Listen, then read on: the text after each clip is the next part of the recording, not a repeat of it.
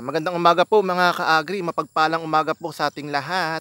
Ayan, mga ka-agri, ngayong natiklupan na po yung ating kamatis at naayos na po yung ating mustasa po, no? Tayo po ay nagpatiklop na ng ating kamatis. At ngayong umaga po, ang trabaho po natin ay yung pagpapala po ng lupa para matabunan po yung puno ng kamatis para mas marami pa po siyang ibigay na sanga at para po matabunan din po yung mga puno niya po, no? Kasi yung kamatis po, madali po yung magugat. Pakikita ko po sa inyo mamaya po, no, yung ugat niya po. Na pag natabunan po yan, magsusuwi po na magsusuwi. Ayan po, ipakikita ko po sa inyo yung aking kamatis po, no? At ang trabaho po natin ngayon ay yung pagpapala po.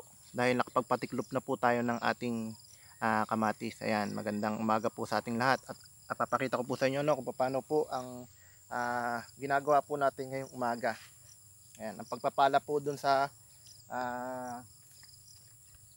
puno po ng kamatis para po matabunan po yung kanya pong puno, mga ka-agri. Ayan, nagpapapawis po tayo ngayong umaga po, mga ka-agri. Okay, yung kamatis po, pagka tabunan po yung kanyang puno, marami po bibigay po itong bagaso o yung suwi po niya. Marami po ang kanyang ibubunga, mga ka-agri.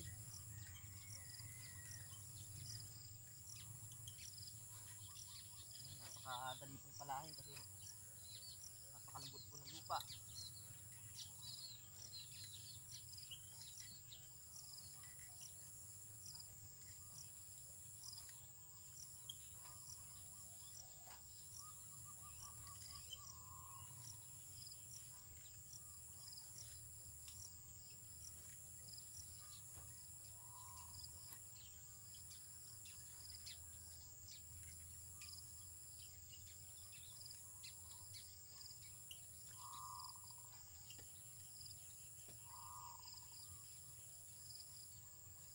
Ganun lang po mga ka-agri, no?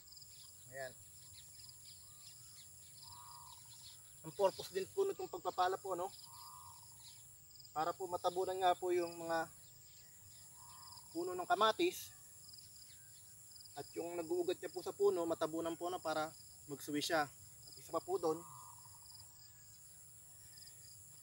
pag uulan po, no, hindi po siya pagbabahayan ng tubig. Mas mataas po yung kanyang puno. At matatabunan po yung mga damo na nakalagay po doon sa puno niya, mga ka-agri, no?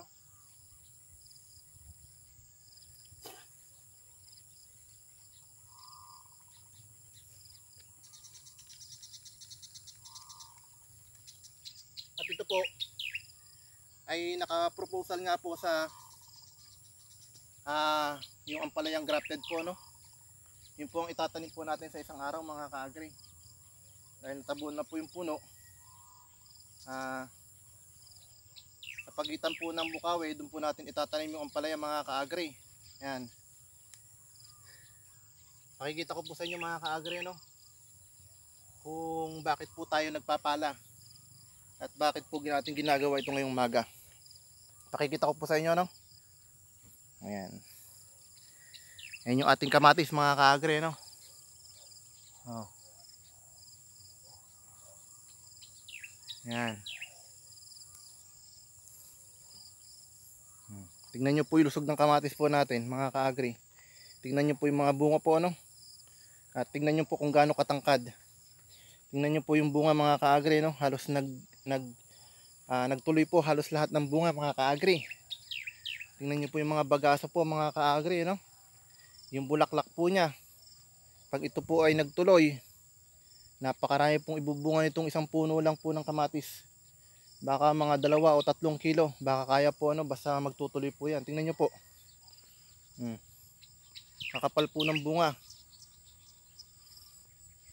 Bakit nga po natin talaga siya pinapalahan, mga ka-agri? Pakikita ko po sa inyo kung bakit po, no. Ang puno po ng kamatis, madali po yan maugat po, no. Nakikita nyo po, ito po yung ugat niya, no. Pag yan po natabunan,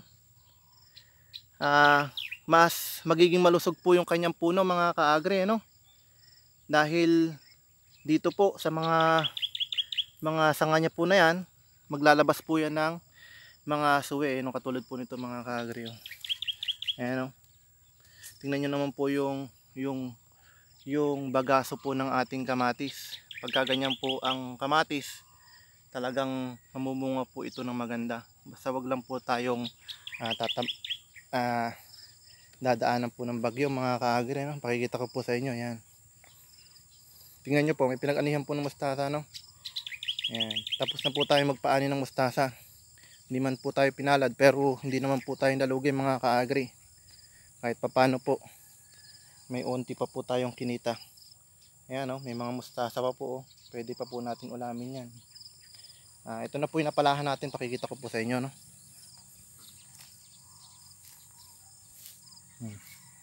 Maganda na pong tignan mga kaagri. At ito po talaga ay mamumunga po ito na maganda. Dahil napasanga po natin ng maganda po ng mga kaagri. Ayan. Inyo po. Malinis na po yung kamatis natin. Napataas po natin yung lupa. Kahit po maglalakas po ang ulan nitong magdi-Disyembre, kahit umulan po siya ng malakas, ano, basta wag lang po siyang hahangin, ay talaga pong itong kamatis po natin ay magbibigay po ng magandang bunga. Ayan po mga kaagri, oh. Tingnan nyo po yung nagtuloy na bunga. At bawat pusa nga po yan, no? Bulaklak, bulaklak, bulaklak. Habang meron pong lumalabas na dahon, bulaklak po ang binibigay niyan mga kaagri. Ayan, no? Meron na po tayong mga busil-busil na mga kamatis mga kaagri.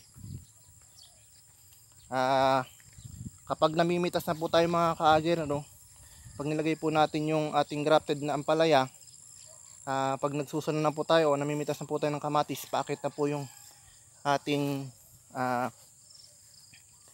grafted na ampalaya. Ayan.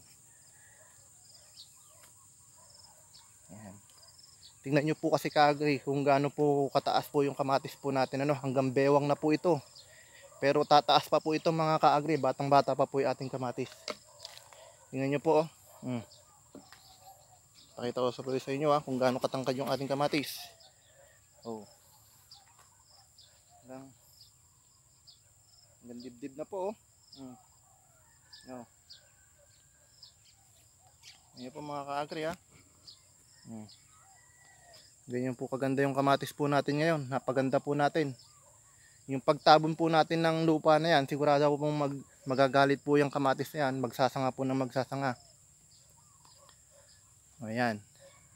Maliit lang po itong kamatis po natin na to, pero pagka napaganda po natin to, marami pong bibigay po itong bunga. Sana umabot po tayo sa medyo magandang presyo po, no? At kahit po maliit po yung ating tinamnan, ay masusulit po natin, ano, dahil sa napaganda po natin yung ating kamatis. Ayan mga kaagri, halos 3 tudling na lang po yung ating papalahan, 3 tudling na tigkakalahati. Matatapos na po natin, ano. Ayan, ayan po yung natiklupan po ng araro mga kaagri, ano. Yan po yung papalahin natin. Yan, yun, oh. Ayan mga kaagri, yun po yung ganda ng kamatis po natin. Yun lang naman po yung sinishare natin ngayong umaga po, no? Yung pagpapala po natin ng kamatis. Ayun po, no? Kita nyo po, no? Puro ugat po yan mga kaagri, no? Kaya nung natabunan po yan, ayan, magkukam po yan, mag-uugat po ng maganda. At magbibigay po siya ng magandang sanga mga kaagri. Ayan.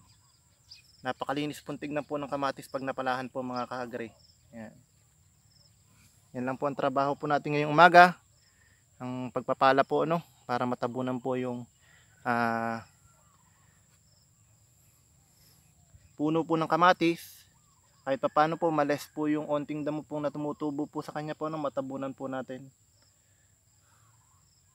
At i-update ko po kayo sa susunod na araw po mga ka-agri, no, yung pagtatanim po natin ng grafted na ampalaya dun sa pagitan po ng Bukawi.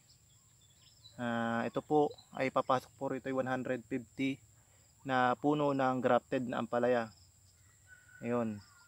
Kahit hindi po tayo pinalad na kumita ng malaki sa ating mustasa, meron pa rin po tayong nakikitang pag-asa dito po sa ating kamatis. At pagkatapos po ng kamatis ay itatanim na po natin yung ating ampalaya po mga ka-agri, no? Habang namimitas na po tayo ng kamatis, pakit na po yung ating grafted na ampalaya. Ayan, ipapakita ko po sa inyo yung mga ka-agri. Ayan. Yun lamang po mga ka-agri, no? Sana patuloy nyo pong isubscribe yung aking YouTube channel para mas updated po kayo sa mga bago ko pong video ginagawa.